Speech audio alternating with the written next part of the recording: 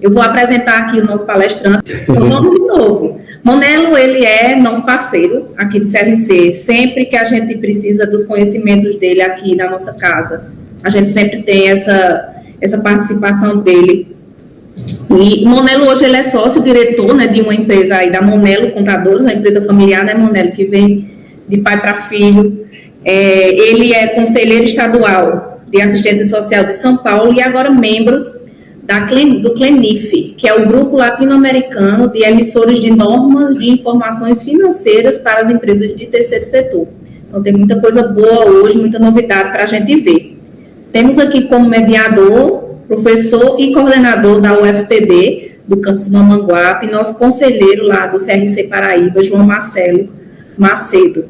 Eu espero que essa noite seja de muito conhecimento para todos nós, né? O terceiro setor é uma gama de conhecimento que vem crescendo a cada dia e que muitas vezes, quando eu estava conversando com o Monelo, muitas pessoas têm medo, às vezes, de enfrentar esse desafio. Então, ninguém melhor que você, Monelo, para falar sobre essas alterações, juntamente com o João, que também trabalha aí com a parte de cooperativas, né? Isso, João? Gente, sem me demorar muito, eu vou falar só um pouquinho do que nós temos no CRC para os eventos, né? Eu não posso deixar de falar do que o CRC, da parte de desenvolvimento profissional, vem deixando de cursos e eventos para que todos os profissionais possam se especializar cada vez mais. Então, nós temos um calendário fechado aí até junho desse ano, estamos fechando o calendário por semestre. Vamos ter aí, nesse março ainda, vamos ter Capacicom, incentivos fiscais, vamos ter simpósio da reforma tributária em Campina Grande.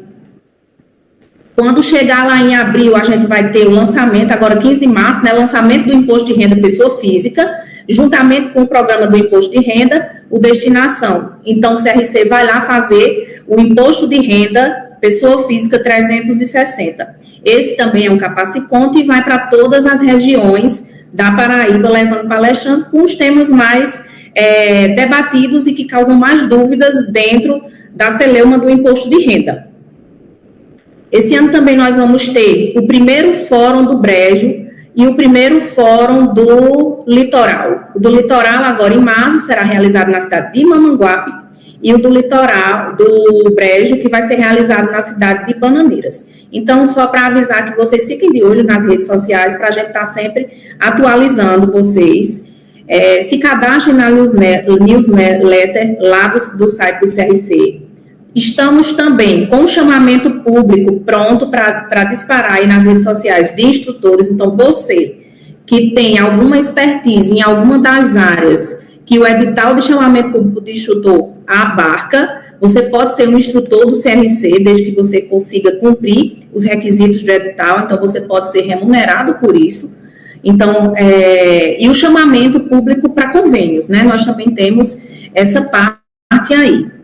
Então, eu deixo aqui a palavra, né, com Monelo. Se João quiser logo iniciar alguma fala, dá boas-vindas. Desde já dou boas-vindas aos dois. Obrigado pela participação e vamos aprender muito hoje sobre o terceiro setor. João, fica à vontade. Boa noite a todos, boa noite, Luciana, boa noite, Monelo. Agradecemos estar aqui presente conosco. Para nós é uma satisfação tê-lo aqui, uma pessoa de alto gabarito e que tem atuado como nas diversas áreas, né, tem atuado do terceiro setor, então isso é muito importante para nós.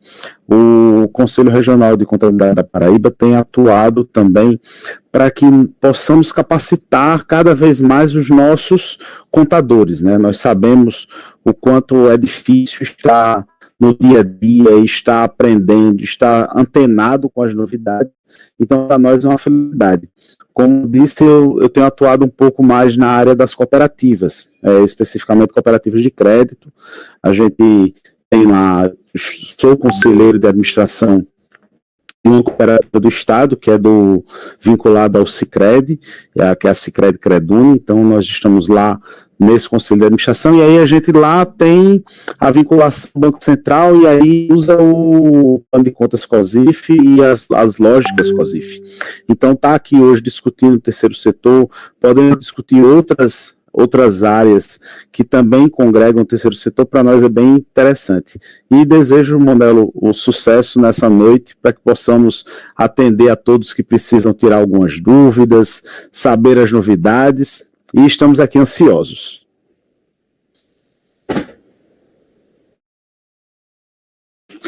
Monelo, seu som está fechado. Muito obrigado, Luciana. Muito obrigado, João. Nós estamos atingindo mais de 50 pessoas que estão aí variáveis, mas já 50 pessoas passaram ali, estão visualizando o nosso vídeo. Lógico, pedimos desculpa, mas é o importante que a coisa aconteça, né? Essas coisas que acontecem ao vivo, elas só deixam mais um gostinho de mais coisas aí, né?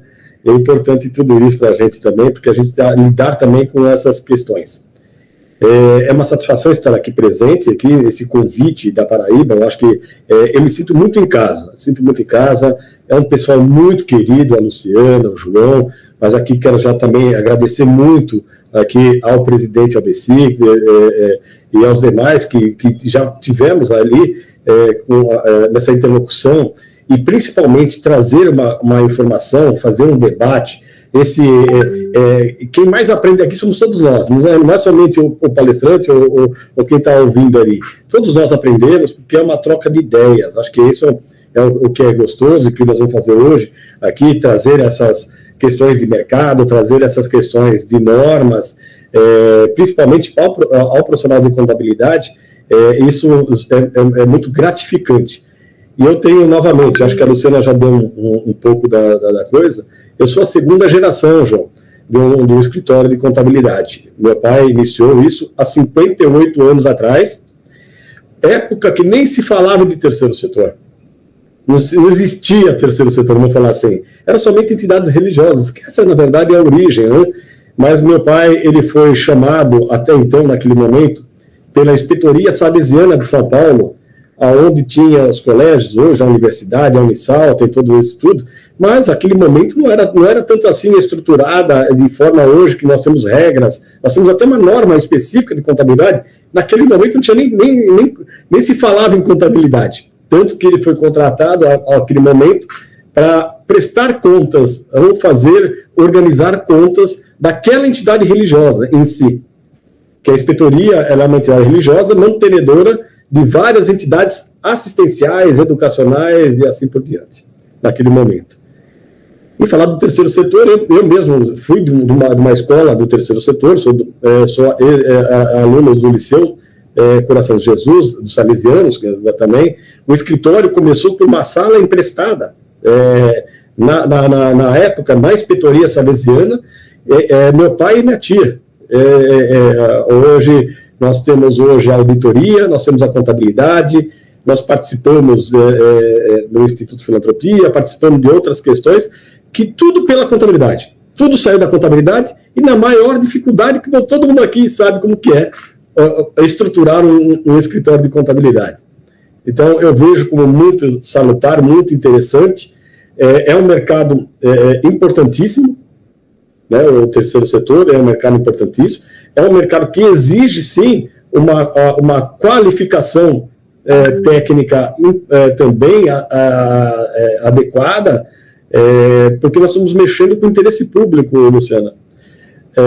Quando se fala terceiro setor, é aquela entidade sem fins lucrativos, mas de interesse público. E não é de interesse somente de um grupo de pessoas. Não, é da coletividade, da sociedade, do governo, das pessoas, da sua cidade, do seu estado. Então, tudo isso, ele potencializa a necessidade de estarmos atuando de forma muito profissional, de uma forma muito qualificada, e cada vez mais vem aí as questões normativas, as legislações vêm se aprimorando cada vez mais para que possamos ter aí um ambiente adequado e de conformidade para que a gente possa atuar profissionalmente. Esse que é o grande ponto, né? Mas vamos lá, vamos debatendo. É interessante aqui, as pessoas também participam aí no chat, e que possam fazer perguntas. Eu fico aí à vontade para iniciar, e vamos ver por onde iniciamos, Luciana. Monelo, você falou um pouco aí do seu histórico, né? Do que dá para ver na sua fala que você fala com propriedade e gosta do que faz. Né? Isso é importante. É importante que quando a gente for decidir a nossa área de atuação, a gente tenha realmente esse amor, porque senão nada se torna gratificante. Eu queria que você falasse, aqui deve ter, com certeza, eu não sei, pessoal, se tem algum aluno aí assistindo, deve ter, com certeza, alunos, pessoas recém-formadas. Então, eu queria que você falasse um pouquinho sobre o mercado de trabalho para esses profissionais que estão ingressando agora, que têm interesse em ingressar, ou que queiram esse mercado de terceiro setor como outro nicho de trabalho, né? Porque muitas vezes a gente não fica só com um, né? A gente fica com mais de um. Não, nem que seja a sua expertise, mas que você tem que ter o conhecimento sobre a legislação. O grande ponto, eu acho que assim, como todo segmento da contabilidade, estou falando segmento econômico, tá? Porque a contabilidade, por essência, ela transita em todas as empresas, em todos os tipos de empresas. Mas quando você entra na especialização, ela é de fundamental importância para toda e qualquer área. E no terceiro setor não é diferente. Porque, primeiro, que o terceiro setor tem nuances ali em que são extremamente necessárias o conhecimento e o aprofundamento de situações que vão além do registro contábil. Que vão além, porque nós estamos falando de trabalho de um profissional da contabilidade, não mais se preocupar somente no lançamento contábil. O lançamento contábil ele tem que ser ele tem que ser propiciado pelo conhecimento técnico. Mas o que nós temos que fazer é a gestão contábil. E aí, quando se fala da gestão contábil, a gente tem que se aprofundar. Então, hoje, por exemplo, o meu escritório, como eu falei, nasceu há 50 anos atrás, 58 anos atrás, o escritório. E desde o primeiro cliente até hoje, 100% sem fins lucrativos. Então, nós já pegamos aqui uma gama de clientes e totalmente diversos, para você ter ideia. Então, primeiro, a grande maioria, como no segundo setor, tem entidades de pequeno porte. Quando eu falei, até fiz uma pergunta aqui no chat, está estimulando, se existe uma diferenciação, não, a contabilidade é a mesma para todas elas.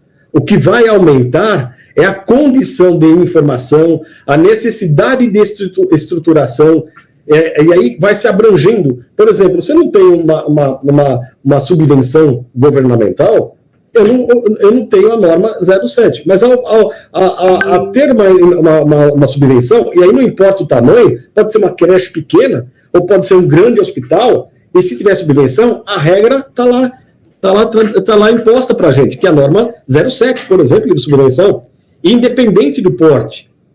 E aí nós precisamos ter esse aprofundamento de em que momento aplicar isso, como aplicar isso, e como fazer que viabilize esta condição, porque a norma ela exige, mas para que ela aconteça efetivamente, tem que ter qualidade de informação, precisa ter informação estruturada.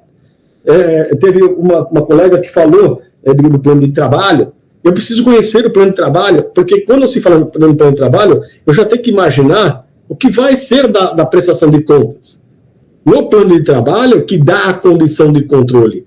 O plano de trabalho que fala da questão orçamentária daquela entidade, que fala como que eu vou ter que interagir com o meu órgão gestor que está me propiciando aquela verba. Então, isso já foge somente o contexto de registrar.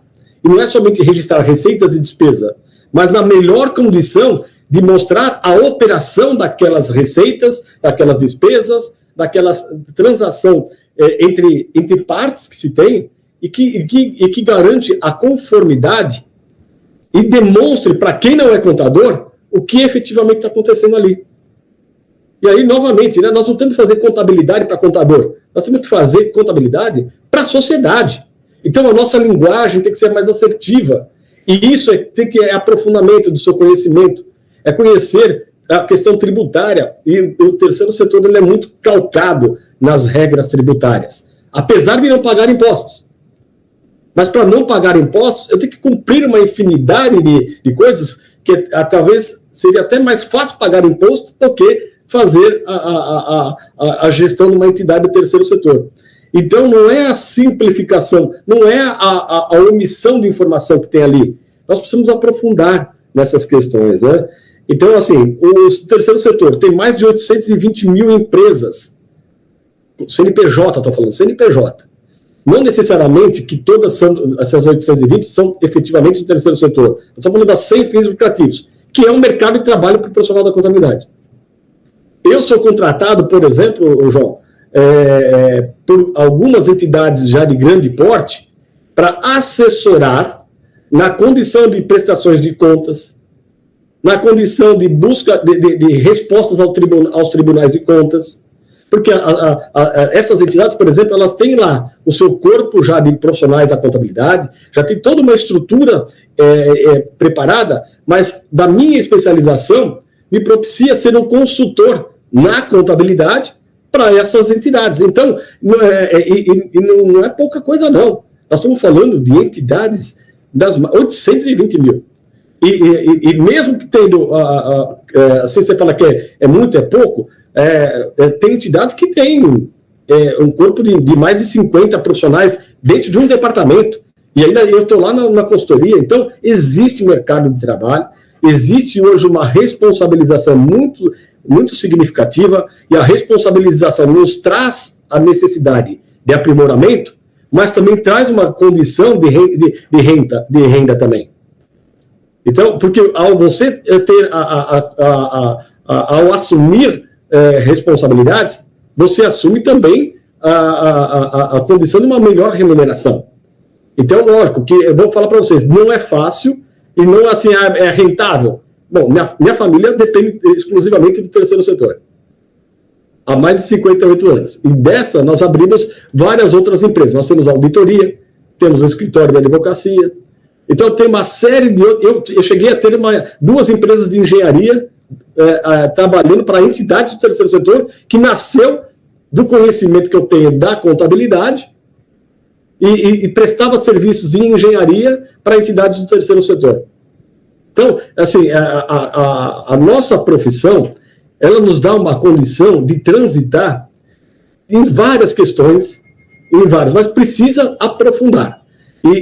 Assim, novamente, como as outras lá, porque você também tem contadores que trabalham com construção civil, tem contadores que trabalham, por exemplo, o João falou, de cooperativas específicas, e isso demanda conhecimento específico, demanda uma tratativa específica, uma linguagem.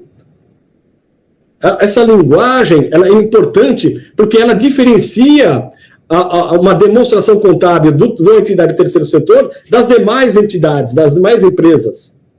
Então, essa linguagem que o João, tenho certeza que ele aplica lá nas cooperativas, vai diferenciar e vai reconhecer que aquela demonstração contábil é, por exemplo, de uma cooperativa, assim como eu faço aqui para o terceiro setor. Então, veja que a especialização, ela te traz um benefício, ela é importante, ela demanda de tempo, dedicação e investimentos.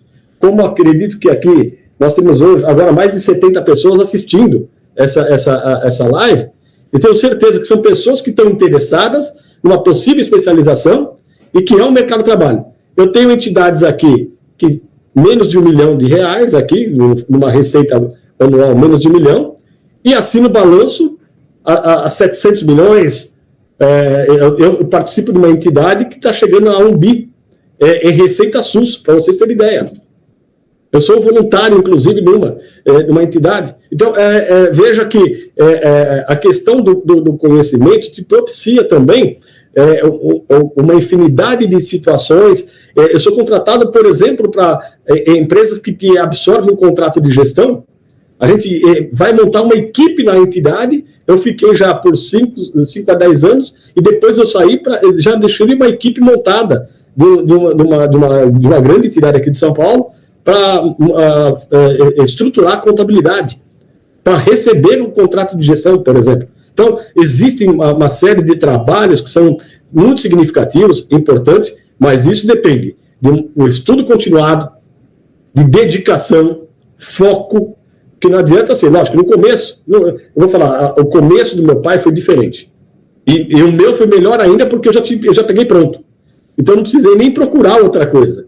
E não é tão simples assim. Eu sou agraciado, eu sou abençoado.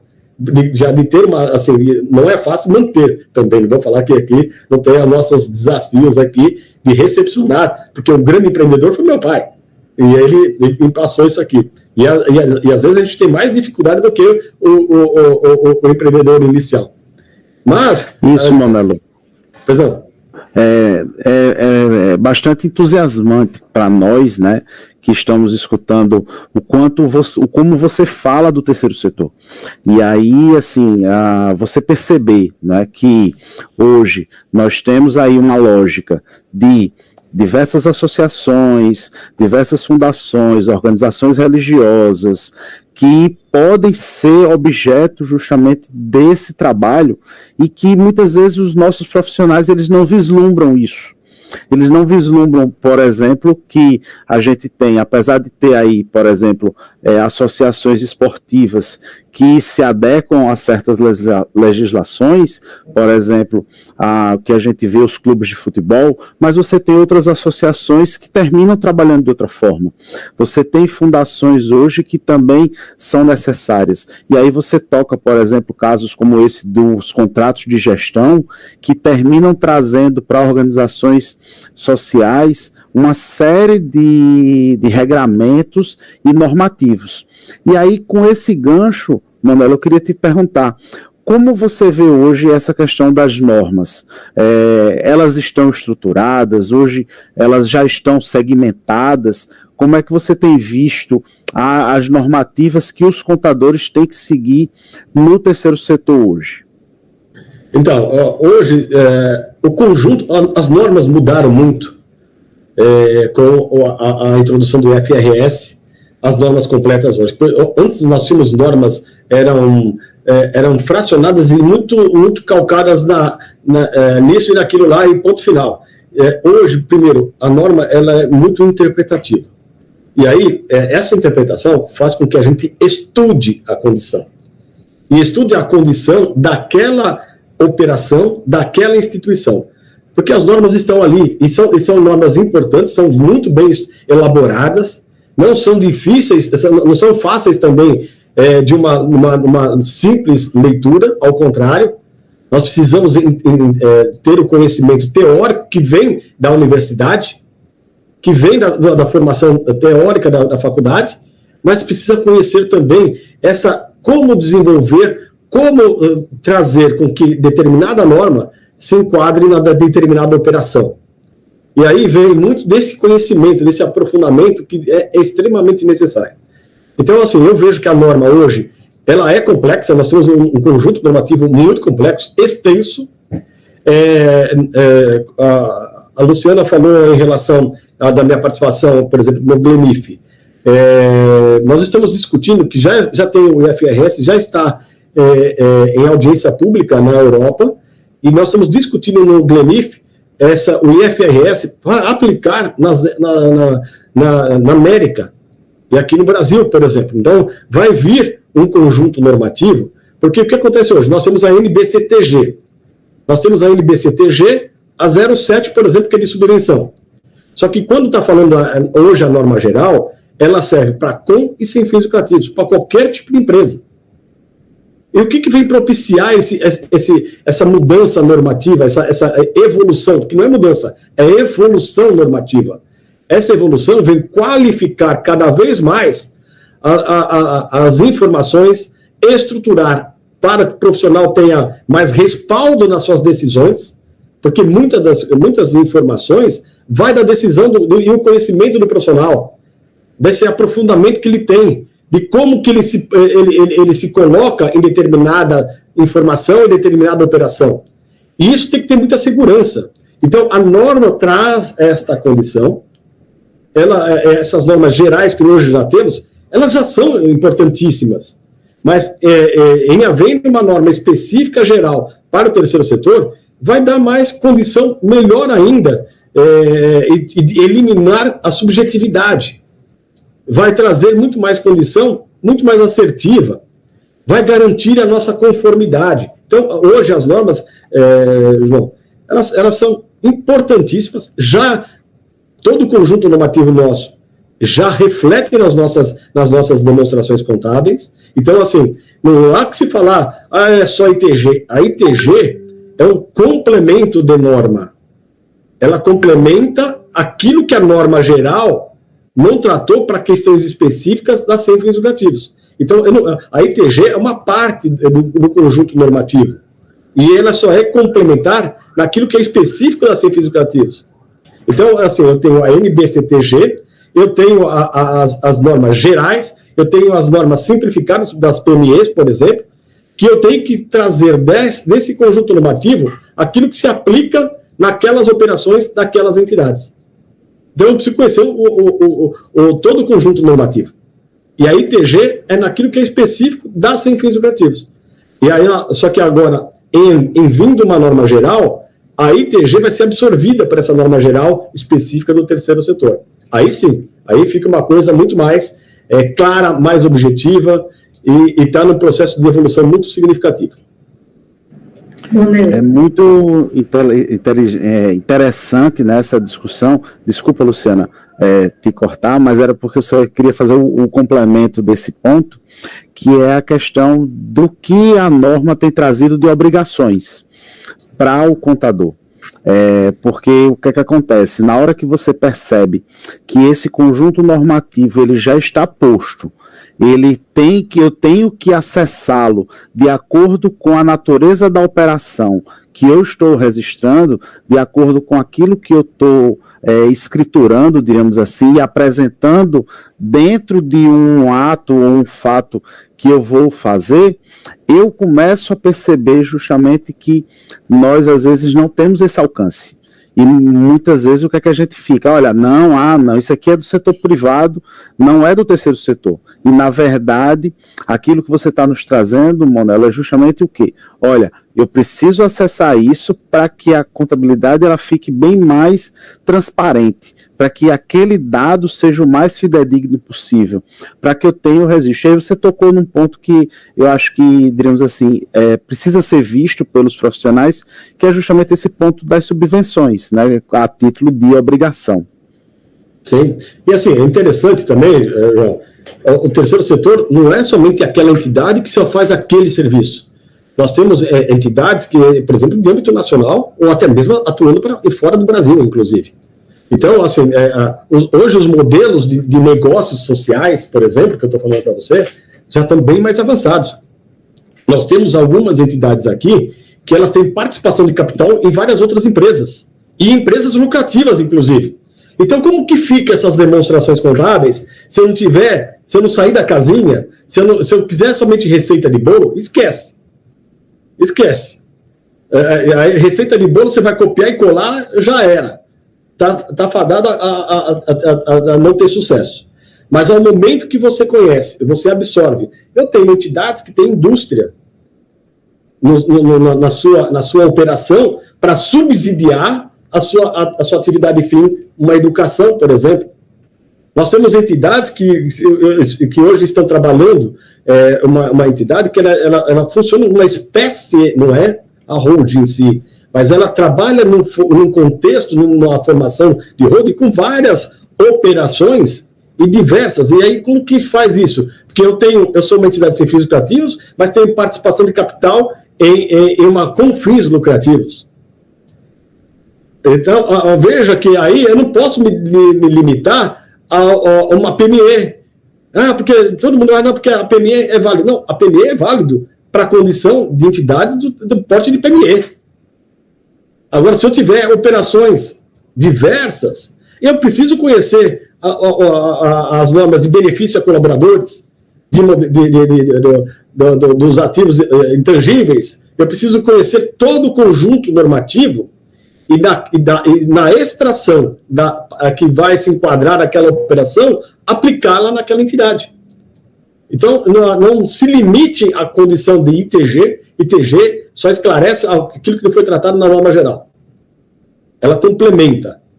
Mas é PME. A PME é um resumo da NBCTG da geral. E mesmo assim, você tem operações muito diferentes de uma para outra, independente do porte também.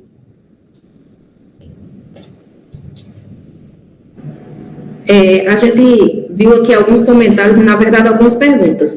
vai muito de encontro ao início de tudo, né? Eu vi uma pergunta aqui de Márcio Pimenta, que ele coloca que tem profissionais que defendem entidades religiosas que não são do terceiro setor. Aí, Tiago, eu notei muito que essa pergunta de Tiago, ela é bem inicial, de meio que não saber o que é terceiro setor, basta ser sem fins lucrativos, que retoma exatamente a sua fala aí. Entendeu? Vamos lá, primeiro é o seguinte, a norma geral, nós temos uma norma que trata das sem fins lucrativos, ela não fala em terceiro setor. Terceiro setor tem uma condição e teórica que não existe na lei algo que fale o que é o terceiro setor. Então, vamos lá, nós estamos falando de entidades sem fins lucrativos, que tem um regime tributário imune ou isento.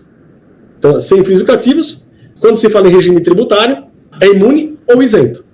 Aí, quando entra a condição de terceiro setor, é uma entidade sem fins lucrativos, que é aberto, ela é aberta à coletividade, que ela desenvolve ações de interesse da população, que ela vem fazer o papel do Estado, não é substituição ao Estado, ela complementa a ação do Estado. Então, por exemplo, é uma entidade que tem o atendimento educacional, que tem um atendimento assistencial, que trabalha com políticas públicas.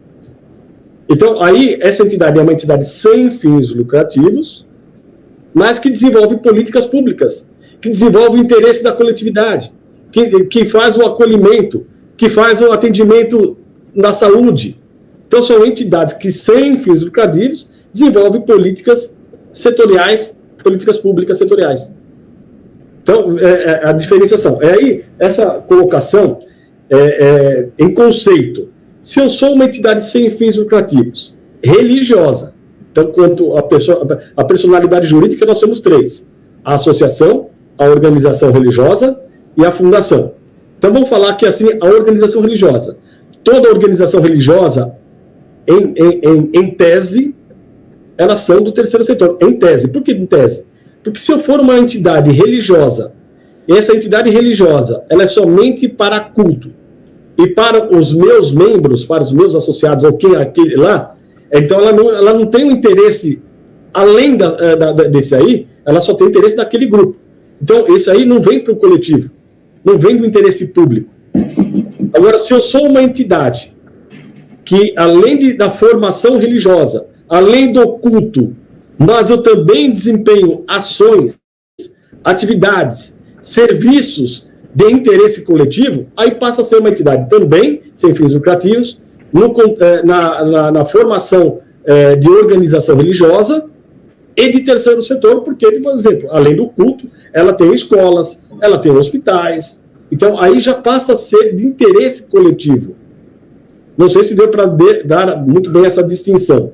Então, assim, conceitualmente, nem toda organização religiosa, por ser organização religiosa, é do terceiro setor. Mas eu vou falar particularmente. Para o exercício da formação religiosa, geralmente, no exercício da formação religiosa, as pessoas que participam da organização religiosa, elas estão a campo para o atendimento, o acolhimento institucional. Então, a prática, às vezes não institucionalizada, mas se for institucionalizada, ela passa a ser do terceiro setor. Mas se ela não for institucionalizada, quando eu falo institucionalizada, é reconhecer que aquelas ações de formação religiosa no desenvolvimento social comunitário, aquilo passa a ser terceiro setor no momento que aquilo absorve também o interesse das pessoas. Monela, agora sim, eu acho que eu queria tratar um pouco um assunto, ele é um assunto que vem muito, diz muito a respeito da nossa responsabilidade como profissional. Quando a gente fala já que a gente está falando de lucro, né, de misturar aí com fim lucrativo e sem fim lucrativo. Muitas vezes quando a gente, por exemplo, vamos falar de associação, né, a gente recebe uma pessoa querendo abrir, vamos dizer, um projeto. Tem um projeto, esse projeto é voltado para mulheres e ela quer saber como é que eu vou fazer para abrir a minha associação. E por muitas vezes essa pessoa ela não sabe, né, que ela diz, não quero pagar impostos. Aí você, como contador, você tem que explicar que há a imunidade e a isenção, mas que a imunidade e a isenção, para acontecer, ela precisa estar voltada para as 3 áreas, né? Saúde, educação e assistência social. E, por muitas vezes, nós, por estarmos despreparados em orientar ou não compreender o que o cliente quer, a gente, por vezes, comete alguns erros de informação. E essa responsabilidade do contador nos traz um pouco de angústia, tendo em vista que nós temos hoje vários casos de associações, de entidades religiosas que cometeram alguns graves erros, que você deve acompanhar, né, com certeza. E eu queria que você falasse um pouco do seu sentimento a respeito dessa passagem, né, da responsabilidade do contador. Como é que a gente pode se resguardar desse tipo de acontecimento? Eu sei do cuidado que deve ter com os documentos, né, da orientação, da assessoria diária e constante. Mas como é que você, na sua experiência aí de tantos anos, se você já passou por uma experiência parecida com uma dessas que acontecem em jornais, e explica para a gente até onde vai a nossa responsabilidade como profissional contábil. Primeiro, assim, eu acho que a gente tem uma grande dificuldade em nossa área, e aí estou te falando quanto empresário de contabilidade, porque, assim, eu tenho clientes aqui de 58 anos aqui de escritório, né? Então, aí, qual que é o problema disso tudo? No terceiro setor, nós temos muita informalidade. E vou explicar por que da informalidade. Primeiro, que ao nascer, as pessoas, ao nascer uma entidade, ela nasce da vontade de transformar a sociedade. Ela não vem lá preparada como uma empresa, que você, eu estou investindo capital, então eu vou estudar primeiro, eu vou colocar o dinheiro, eu vou querer o retorno do meu capital, eu vou cuidar da administração para que eu não tenha prejuízos e eu quero meu resultado, o lucro. Numa entidade, as pessoas elas vão no querer transformar, na questão de transformar a sociedade independente da administração. E aí vem os problemas que a gente encontra no terceiro setor.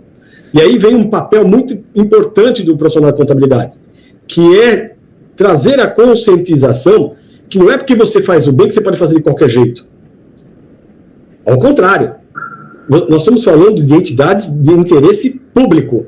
Então, eu tenho que ter mais cuidado com a entidade de interesse público do que a minha própria empresa. Porque a minha própria empresa, se eu tiver alguma penalidade, vai ser pagar multas, pagar isso, ok. E no momento que eu estou desenvolvendo políticas públicas de atendimento, e que tem vidas ali, então ali eu tenho responsabilidades sobre as pessoas que eu estou atendendo, com serviços de atendimento, eu tenho recurso público, eu tenho pessoas que trabalham de uma forma voluntária, então são sentimentos que você tem dentro do negócio, e você não pode, você tem que tomar um cuidado, um zelo muito maior, porque você não pode dar a percepção ou dar a condição de deixar dúvida de que a coisa não está sendo bem aplicada. O reflexo de você ter um escândalo, isso não reflete somente na entidade, quando tem um escândalo, reflete em todo segmento, em todo setor.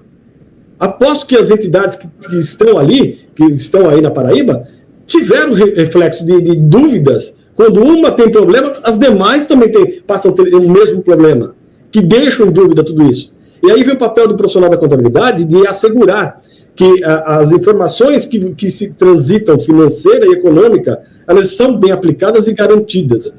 Porque a gente não pode se misturar a condição de quem quer fazer algo errado. Infelizmente, isso acontece, e acontece com muita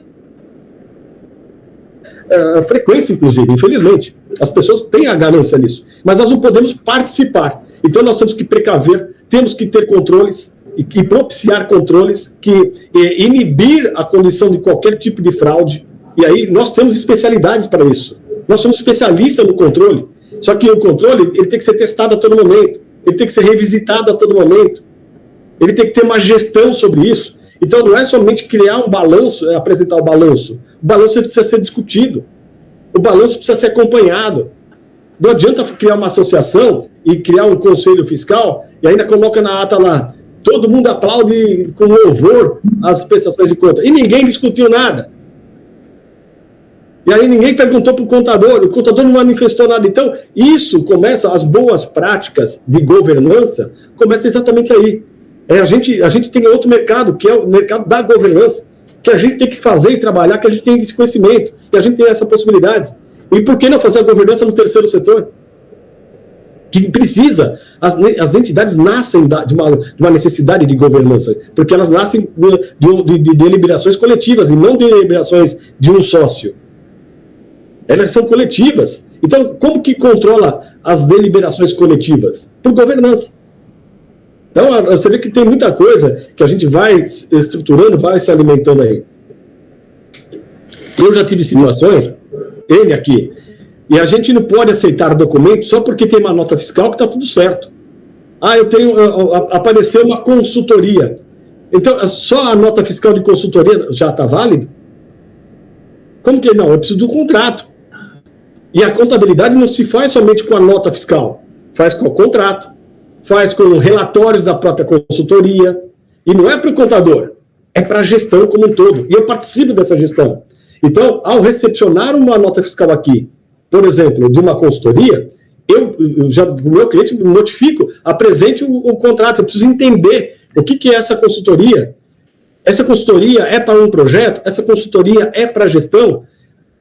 Tem transações financeiras, então como que é essa transação para contabilizar e reconhecer isso bem? E também alertar do que precisa para ter controle também dessa consultoria. Estou dando exemplos aqui. Isso, eu peguei a expressão, João. Uma coisa que me chama a atenção na sua fala é que não é só uma postura de contador, é uma postura de cidadão, uma postura de sócio, justamente é um olhar daquela pessoa que está engajada realmente no processo. Então, na hora que eu tenho esse zelo, eu vou além da profissão. E aí é muito interessante. Eu sempre faço uma comparação, principalmente quando a gente pega as organizações mesmo que executam políticas públicas, elas têm justamente essa vinculação, porque por conta dos regramentos legais, elas precisam seguir padrões de transparência. Então, nesse momento, a gente tem justamente uma vinculação. Então, é um ponto que eu vejo que nós precisamos trabalhar cada vez mais. Trabalhar dessa forma e fazer uma análise. E aí eu queria aproveitar para lhe pegar, apresentar aqui uma pergunta, que foi a pergunta do Levi Rodrigues, que é com relação a partidos políticos. Eu acho que ainda há essa dúvida, né? Ou seja, o partido político, ele é terceiro setor?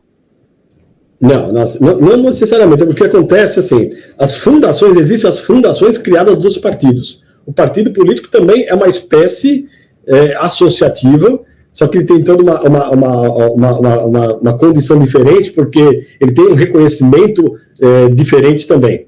Então, por exemplo, os partidos políticos podem constituir fundações. O sindicato é uma entidade sem fins lucrativos, que não é do terceiro setor, mas a norma técnica também cabe ao sindicato. Então, ao partido político, a condição prática mesmo de imunidade é quase que similar, só que na especificidade do partido político, diferente de uma entidade do terceiro setor. Então, eles têm a mesma condição. Aí, uma coisa que, voltando à pergunta anterior, e que tem a ver com isso, com essa pergunta, é o seguinte: eu tenho lá um atendimento no lar de idosos. Aí vem uma despesa, por exemplo, um grupo de despesas, vem lá uma série de despesas de compra de uísque. É normal ter compra de uísque no lar de idosos? E por que eu estou falando isso? Parece brincadeira, mas a gente tem que se atentar, não é porque tem uma nota fiscal, que essa nota fiscal está assegurando a saída do dinheiro. Ao contrário, porque uma nota fiscal não condizente com o projeto é desvio de finalidade, é desvio da condição. E aí nós respondemos, aí entra, a Luciana perguntou, da nossa responsabilidade. Eu não posso participar vendo notas fiscais sendo colocadas, por exemplo, nos movimentos, que não são condizentes com a operação que ela se propõe a fazer. Então, existe a necessidade, ali pode haver desvio, ou uma má gestão, ou qualquer outra coisa, e que nós não podemos participar. E aí vem a questão da autonomia do profissional, e essa é necessária para que ele não se vincule exatamente a isso, porque senão, se ele participar, ele declarar que está tudo certo, porque nós declaramos isso todo ano, o SPED é feito para isso. O SPED, a entidade é obrigada a fazer o SPED. Eu tenho que declarar para a prefeitura, declarar que eu cumpro os requisitos da imunidade e da isenção. Então, dentre eles, é que eu aplico efetivamente no meu propósito. Aí vem lá uma garrafa de uísque, litros e litros de uísque para repetir o lar de idosos. Então, tem coisa errada aí. Eu estou fazendo assim, como se fosse mas não pensa que a gente não encontra isso. Eu já encontrei isso. Já encontrei isso numa entidade, eu até liguei para a entidade, escuta, está tendo festa, alguma coisa? O que está acontecendo? Porque não é comum. Uma coisa é você ter uma festividade, você fazer lá os 50 anos daquela entidade, você compra, mas de repente você começa a perceber no movimento despesas não condizentes com a realidade da operação. E você tem que questionar. E aí foi levantado, foi feita uma perícia e responsabilizou a pessoa, para que aquela responsabilidade não recaia sobre os administradores, que não recaia sobre o profissional, se participou ou não de uma fraude. É bem interessante, Monelo, esse seu depoimento, porque ele vai justamente àquilo que a gente estava comentando um pouquinho antes, ou seja, a postura de gestão. Muitas vezes a informação chega com uma nota fiscal dessa e ele é justamente o indício do que está ocorrendo, de um desvio, de algo desse tipo. Tivemos também outra pergunta aqui, que eu acho que é bem interessante, porque é algo que conosco, principalmente assim, eu tenho escutado de muitos profissionais essa dificuldade no processo de gestão do envio dos documentos. E aí a Lilian trouxe justamente essa ideia. Olha, quando acontece das entidades não enviarem, não darem a completude, né, de suas informações, ou hoje a gente tem também um caso, né, que algumas dessas entidades recebem doações diretamente em espécie, e aí essa informação não chega. Como é que o profissional ele deve se portar? Como é que ele deve atuar nesse momento, Monelo? O que é que você tem de experiências que possam nos relatar e nos ajudar para esses profissionais? Primeiro assim, eu acho que hoje as normas elas vão trazendo muita coisa para a gente, e muitas obrigações, inclusive, vão trazendo para a gente algumas condições, mas também que é para a nossa segurança, tá? Então, acho que isso então, por exemplo, a carta de responsabilidade da administração, que o contador deve fazer, independente se é terceirizado ou não, eu faço para os meus clientes, ao entregar a demonstração contábil, eu faço uma carta de responsabilidade. E, inclusive, manifestando com as minhas cartas de conciliação, de coisas, por exemplo, de documentos, de informações, de ausência de informações, de coisas que foram explicadas e orientadas, e de posições que, de repente, a administração tomou, e aí eu coloco em nota explicativa, por exemplo, uma entidade, ela uma questão, ela tem uma posição seguindo uma norma, seguindo uma orientação de assessores, para qualquer assunto, vamos colocar ali. E se há uma mudança de postura, nós temos que deixar claro que, isso na nota explicativa, que tal condição foi contabilizada daquela forma, por a administração seguir a orientação de terceiros, ou daquilo outro. Então, a gente tem que ser, a nossa relação tem que ser formal.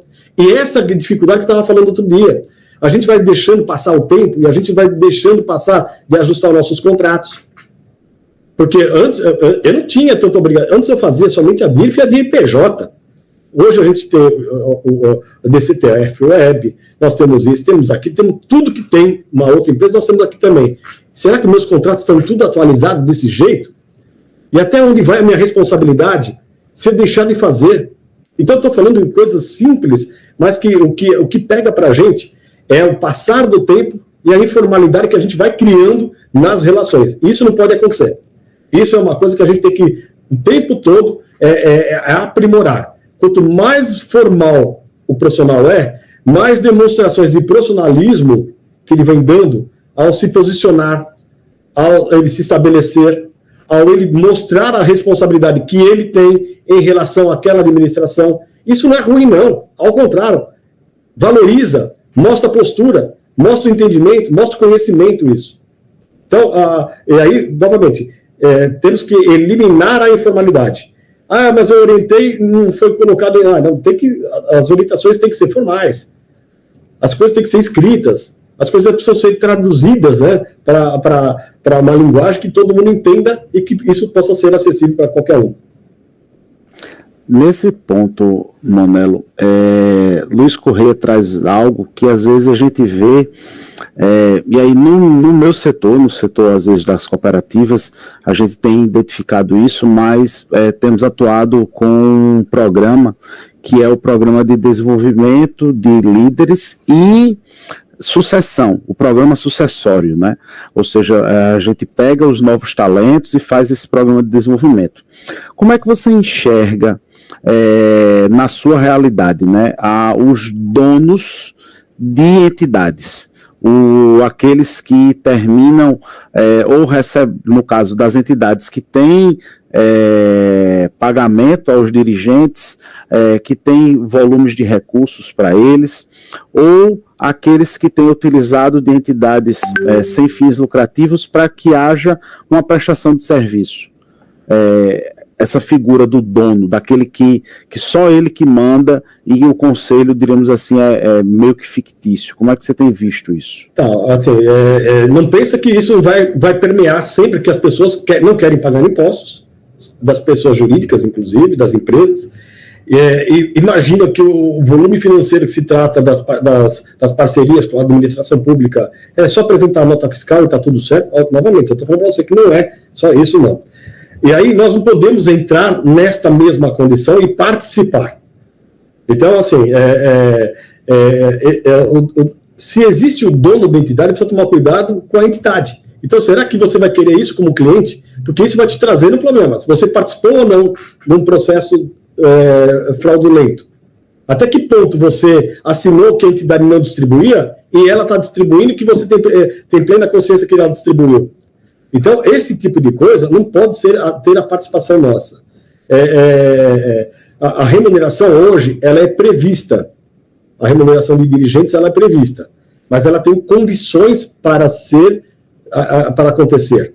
Então, hoje existe a legislação tributária que permite a remuneração de dirigentes. Mas ela tem regra.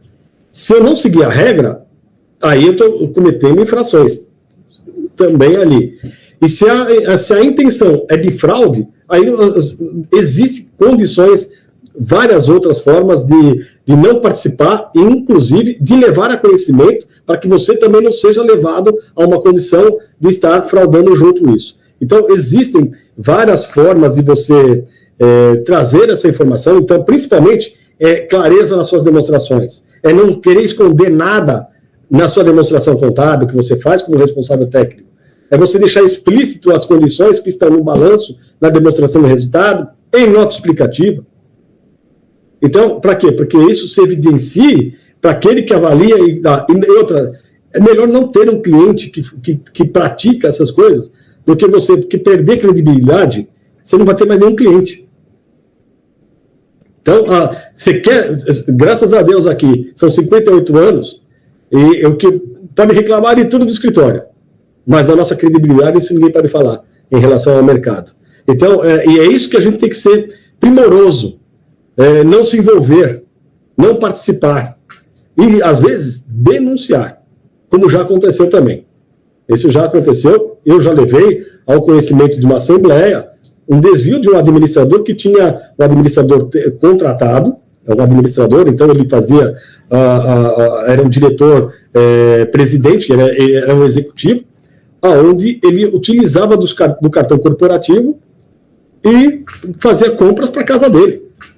A remuneração, então, não era somente só o salário que ele tinha, ele utilizava. E aí, o pior de tudo, que ele tinha compras no cartão exatamente de crédito da empresa para coisas que não eram condicionadas ali. Abriu-se um processo, abriu-se um procedimento, um boletim de ocorrência, isso tudo foi, lógico, você tem que saber como levar isso ao conhecimento.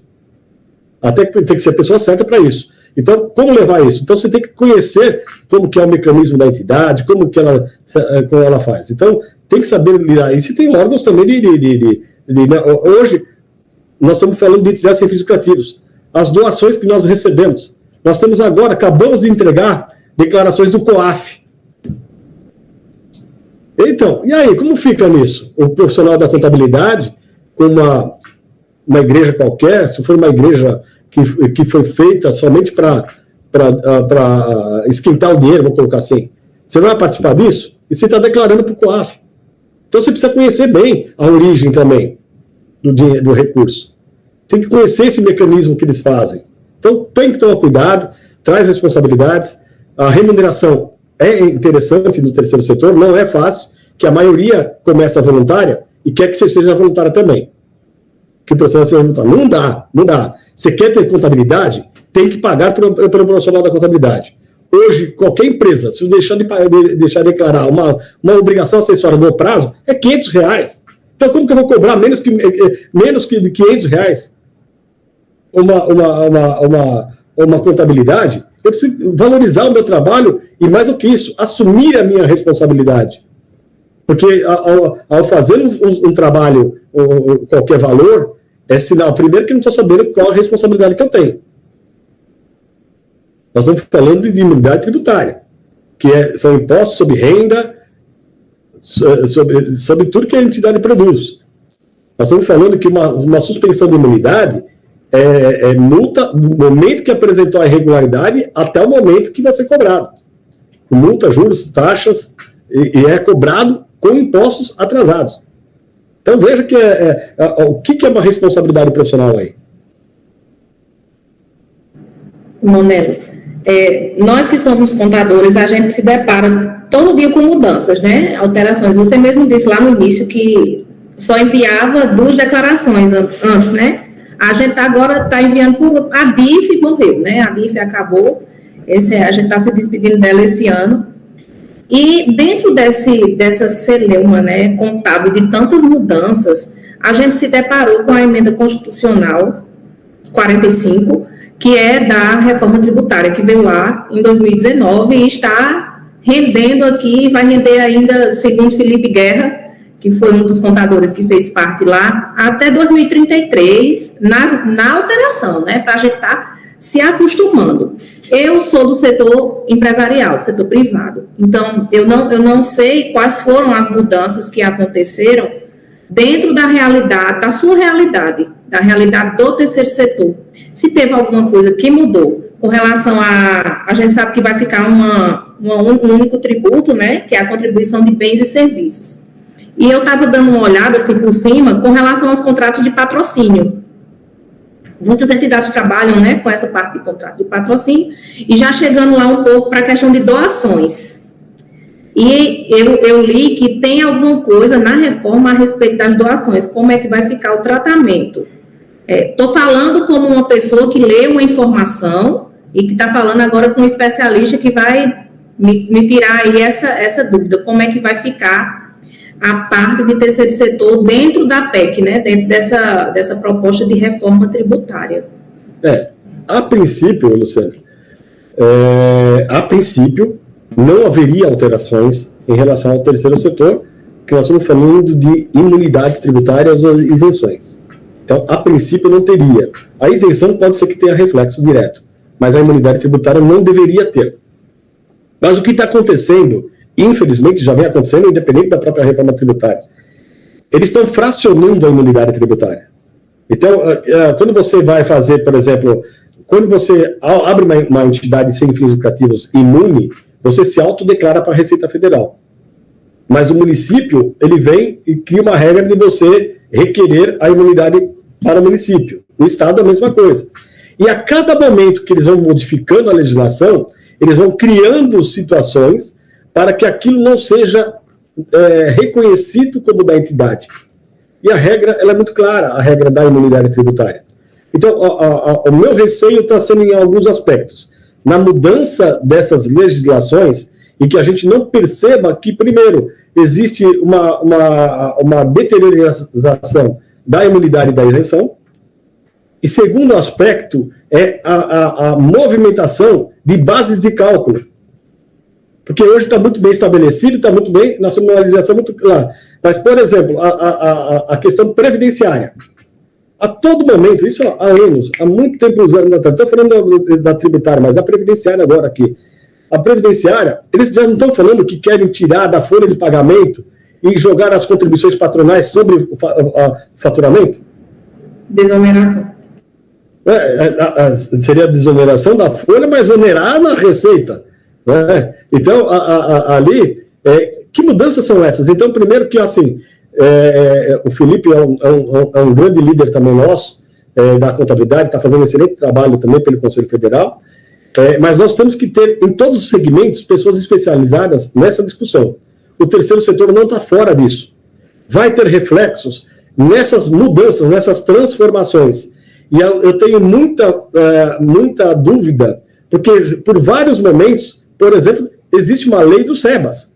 A lei do SEBAS, que é uma lei, entre aspas, de 2010 para cá, que veio se atualizando, mas veio cada vez mais criando condicionantes e modificando o status quo de imunidade. Então, hoje nós temos uma lei complementar que fala de imunidade, mas trata como isenção. Que você tem que dar contrapartidas. Então, isso aí é isenção. Eu não tenho imunidade, eu tenho isenção. Então, assim, essas mudanças, elas precisam ser acompanhadas. E aí que eu falei para você da especialização do profissional da contabilidade. Em qualquer segmento. Se eu sou profissional de contabilidade que trabalho com construtora, eu tenho que acompanhar todas as discussões, todos os fóruns que tratam dos assuntos de tributário, de construtora. Então, a mesma coisa é no terceiro setor. A parte tributária é muito sensível, muito latente para o terceiro setor. Apesar de não pagar impostos, mas as obrigações são tão latentes quanto a que paga. Então, é importante a presença do profissional da contabilidade, conhecer o segmento, conhecer a atividade. Falou-se aqui do partido político, que é entidade sem fins lucrativos também. Porém, não dá para se comparar a dinâmica do partido político com a dinâmica do terceiro setor. É outra história. E os dois têm verba pública, tá? Que o fundo partidário também está aqui. Mas a condição dele é diferente da condição dos serviços que prestam às entidades, do que financia as entidades, do que financia o partido político. Então, tem que tomar um cuidado, que essas particularidades que podem levar a algum desencontro, até mesmo alguma interpretação inadequada da contabilidade ou do profissional da contabilidade.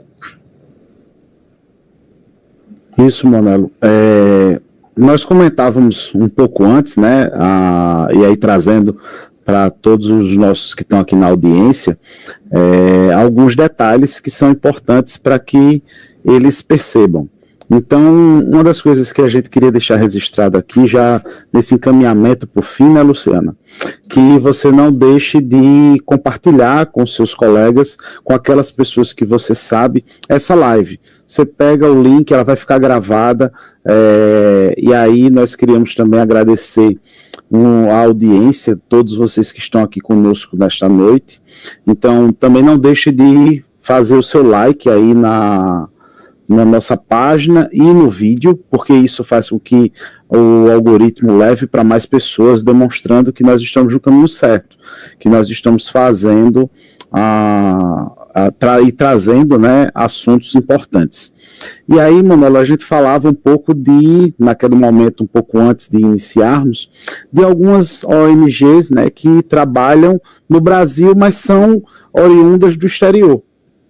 E aí você comentava justamente essa audiência pública que a Fundação IFRS tem tratado com a norma para o terceiro setor. E então a nossa pergunta é, quando a gente vê justamente esse movimento, qual a expectativa que você tem dessa norma de IFRS? Você acredita que ela vai trazer para nós, de fato, essa melhoria dessa qualidade informacional Porque nós sabemos que um dos parâmetros que o IFRS tem trabalhado em nível mundial é esse, é de melhorar essa qualidade da informação contábil. Você acredita que isso é possível, isso realmente vai ajudar o terceiro setor e as entidades a apresentarem as informações de maneira mais fidedigna e bem mais, digamos assim, aproximadas do que é a realidade? Com toda certeza, João. Que, assim, a norma, quando ela é estabelecida, ela vem de um estudo muito ali, por exemplo, no Conselho Federal, que eu lá também participo, para garantir a conformidade das transações. Então, quando se estabelece uma norma, é porque existe já uma demanda de estrutura de informação, na qual que nós temos que ter muita atenção para exatamente propiciar essa condição. Então, quando se fala das normas de contabilidade, primeira coisa que eu acho que é importante, a gente está num diferencial muito significativo, em especial do terceiro setor. Muitos países da América Latina, inclusive, não tem nenhuma regra legal que exija a contabilidade das entidades. No Brasil tem. No Brasil você é obrigado a ter, por questões tributárias, então existe o imposto de renda, obriga a ter a escrituração contábil para as entidades sem fins lucrativos. Então, esse é o primeiro aspecto. Às vezes, ainda não tem esse conhecimento, tanto profissional, quanto os órgãos de fiscalização, muitos deles ainda estão passando batido ainda isso, mas já existe na lei.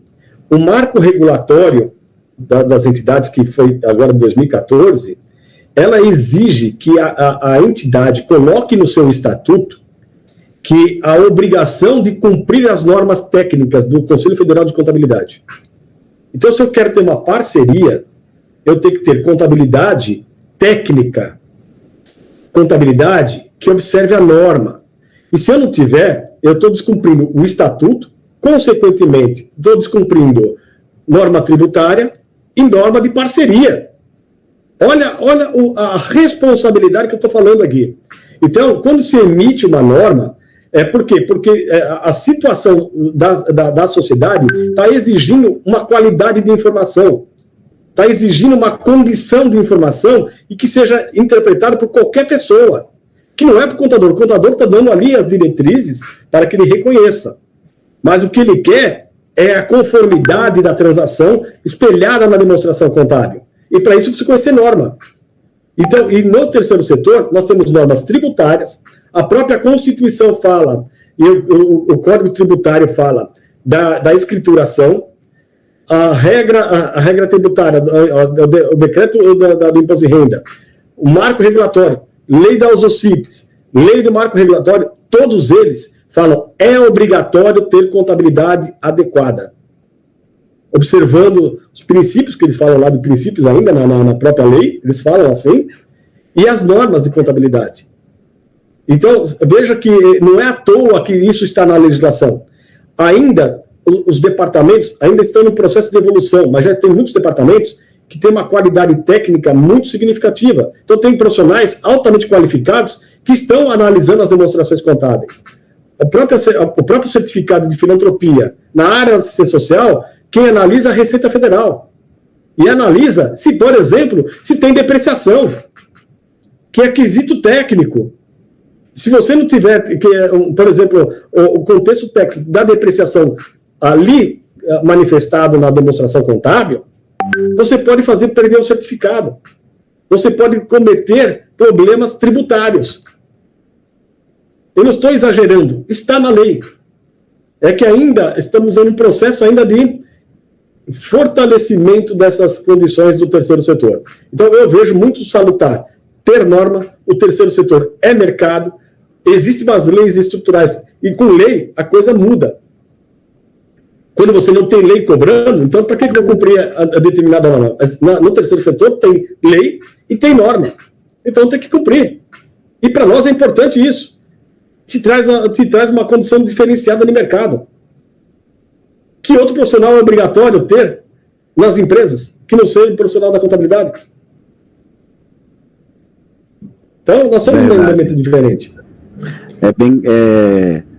é de fato essa percepção que nós profissionais precisamos ter, de que realmente somos importantes e que somos valorizados pela legislação brasileira. Monelo, para encerrar aqui, no ponto de vista do que a gente tem hoje no nosso chat, a Urânia pergunta qual a legislação que trata da remuneração dos dirigentes, tá? Tem outros comentários, né, que seria, por exemplo, o Luiz fala de ter uma legislação que vedasse, por exemplo, a reeleição nos cargos, coisas desse tipo, ou limitasse isso, mas aí a gente sabe que é uma evolução legislativa que não depende diretamente da nossa classe, mas fica justamente esses comentários, e nós agradecemos todos vocês que participaram e que fizeram perguntas, que comentaram, que tornaram essa live um pouco mais movimentada. E aí, Monelo, te passo a palavra para você falar um pouco sobre essa questão da legislação da remuneração dos dirigentes. A legislação dos dirigentes, ela veio de uma mudança da lei do SEBAS, e que hoje está na lei complementar 187, de 2020, se não me engano, 187, a lei complementar 187. E lá ele altera a lei tributária, e já tem, então, a lei tributária já trata da questão da remuneração de dirigentes, a lei do SEBAS trata da remuneração dos dirigentes, as OCIPs, a lei da OCIP trata da remuneração de dirigentes, só que a regra efetiva está na lei complementar 187, que fala dos limites da remuneração e de como tem que ser feito o processo de remuneração de dirigentes, tá? Na lei 187, lei complementar 187. Mas tem várias outras agora que já foram alteradas. A própria do imposto de renda já está tratando por alteração dessas legislações. Isso é uma coisa. A questão da questão da eleição aí dos dirigentes é uma questão muito mais de governança. Né? Eu lembro que eu falei que nós temos um problema mais sério e que nós podemos atuar também de governança. Então, a prática de se perpetuar uma presidência, ele traz vícios, ele traz problemas. E aí, não é a questão legal, é uma questão de governança mesmo. Porque a lei, ela não proíbe, desde que você tenha a reeleição, se não tiver limitação estatutária, a pessoa vai se eleger, pode se eleger. Mas essa condição, como ele colocou aqui, acho que foi acho que foi o Levi, é isso? Quem foi que falou? Foi o Luiz Correia. O Luiz Correia falou aqui. Isso, por exemplo, órgãos de administração, quando pegam um estatuto onde se perpetua a presidência, esses órgãos da administração pública, eles começam a cortar, não aceitam aquele determinado convênio. E não é porque é questão legal, porque a legislação, se você tem lá, é questão de governança. Começa a deixar em xeque a lisura, o interesse da entidade, das pessoas que estão na entidade. Então, isso é importante ter um debate muito mais interno do que propriamente externo. Mas é importante porque, às vezes, a pessoa está cumprindo. Eu faço a cada 2 anos, faço uma eleição. Só que, da forma que eu conduzo a eleição, eu estou perpetuando lá 10 anos já, sei lá, 20 anos. Não é bom. Então, nós precisamos ter gente também que participe efetivamente de uma forma que eu te falei, associativa nisso tudo. Bom, chegando aqui já para o finalzinho, eu quero deixar, né, os meus parabéns para todos os profissionais do terceiro setor. Estou surpresa porque não é minha área, com a responsabilidade, Monelo. E a quantidade de legislação, o cuidado em, por exemplo, prestei bem atenção na hora que você falou do recibo e do contrato. Né? A gente que trabalha na parte empresarial, muitas vezes a gente não tem, confesso, esse cuidado de ter a nota e alocar a nota ali junto com o contrato de prestação de serviço, ou seja, ele qual for. Então, minha admiração a você, né, e a todos os profissionais que trabalham com essa responsabilidade e com esse cuidado. Muito obrigada, né, mais uma vez. O pessoal aqui estava falando comigo no WhatsApp que você tem uma linguagem bem acessível. Eu disse, a linguagem é acessível e ele também, pode aperrear para tirar dúvida. Brincando, não vou dar seu telefone, não. Não, estamos juntos aí.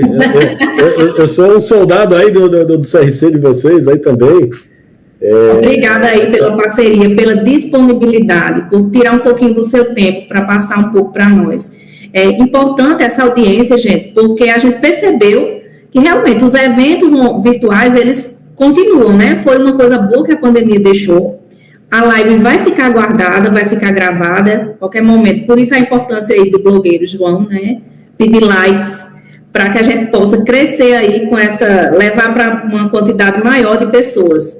E em nome do presidente, Abel C., eu lhe agradeço novamente, Monelo. E, pessoal, muito obrigada pela audiência.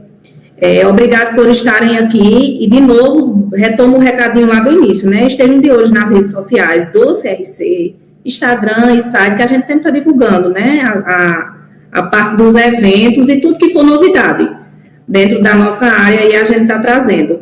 Eu queria só entregar aqui virtualmente, né, o seu certificado, mais um. E você na vice-presidência de desenvolvimento que você está, não é isso?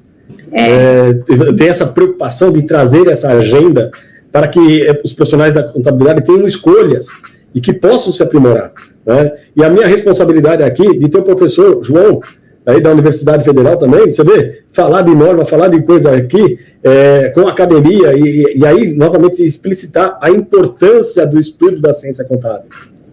Porque, assim, a base de tudo está exatamente no estudo da ciência, que vai se aprimorando no desenvolvimento profissional, que vai se aprimorando com a educação continuada.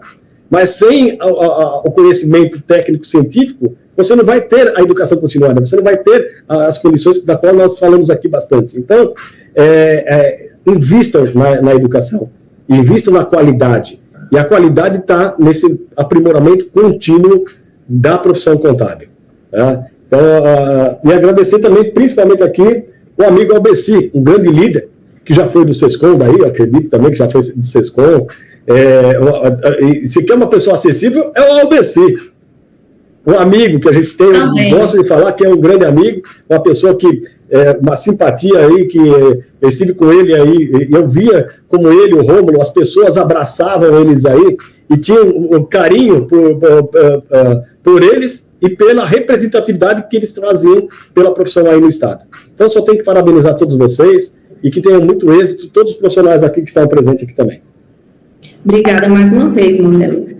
Pessoal, pode apresentar o certificado, por favor?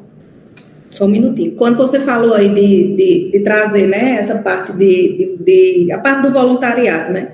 Eu ingressei no CRC, eu era coordenadora do programa de voluntariado, sim, né? Então, eu tenho um pé aí no voluntariado e um coração cheio de...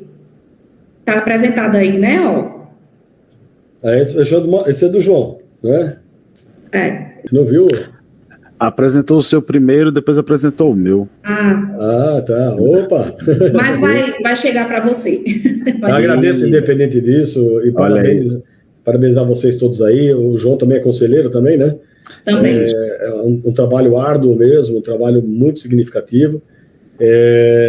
Parabenizo e agradeço de coração essa possibilidade de estar aqui com vocês aqui e fortalecer o terceiro setor e fortalecer uma profissão que eu herdei do meu pai, porque primeiro eu sou engenheiro, tá? Não imaginava apaixonar pela contabilidade. E fui apaixonar pela contabilidade no momento que eu entrei na gestão. Eu larguei a contabilização, né? Eu só pensava em contabilização e não era, é gestão. Tá ali dentro, tomando decisões. E isso, quando eu falo com gosto, é porque eu participo daquilo que eu gosto e do meu conhecimento que me traz a contabilidade. Hoje eu não sou mais engenheiro. Há 20 anos já não sou mais, há mais de 20 anos. Sabia desse detalhe, não, da sua vida. Então é isso. Obrigada, pessoal. João, quer falar mais alguma coisa? Desde já, muito obrigada pela audiência nessa sexta-feira, né? Sextou com o terceiro setor, rimou e tudo. João, suas últimas palavras, pessoal, me despeço aqui. Muito obrigada e até a próxima, né? Isso, só agradecer mesmo, Luciana, agradecer, Monelo, por ser tão acessível conosco e estar sempre disponível. Agradecer, Luciana, por confiar no nosso trabalho junto à Câmara e agradecer ao presidente Albeci, que tem justamente dado essa condição de fazermos a diferença e tentarmos justamente propagar cada vez mais para os nossos profissionais essa educação continuada, que traz esse conhecimento e auxilia eles no dia a dia da profissão. Muito obrigado. Obrigado mesmo. Tá, pessoal, tchauzinho, até a próxima.